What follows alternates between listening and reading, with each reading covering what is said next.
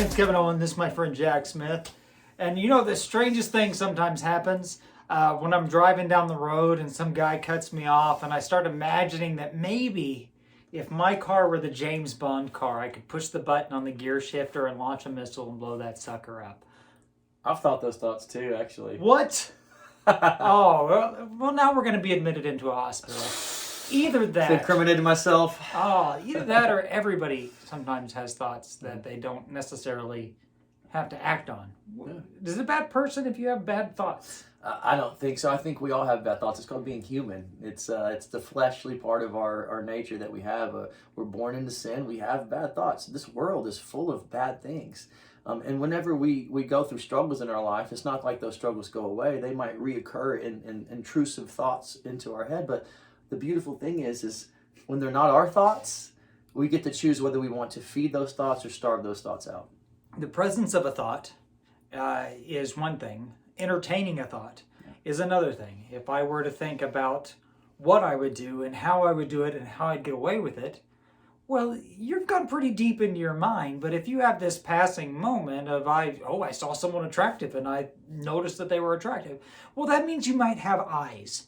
But if you go into the thought, that's where you start to kind of deviate from having a thought versus entertaining a thought. Yeah, absolutely. I think when the thought comes in, that's where the choice occurs. You have a crossroads there. You can either take that thought and run with it, or you can look at that thought and say, "No, this isn't anything I want to think about. This isn't what God wants for me. This isn't what I want for myself." And then you can take that thought and you can get rid of it and replace it with something else, something more positive, something more appropriate, something that's going to be more conducive to the life that you want.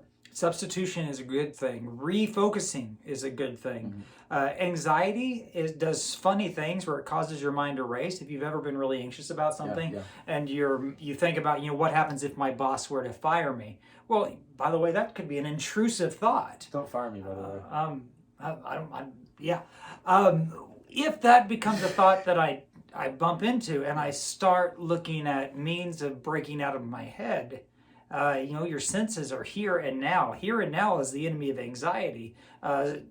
Well, you can always intervene with thoughts with substituting thoughts. Yeah. And remember, if you start dwelling on a thought, that thought can become, you can create that in front of you.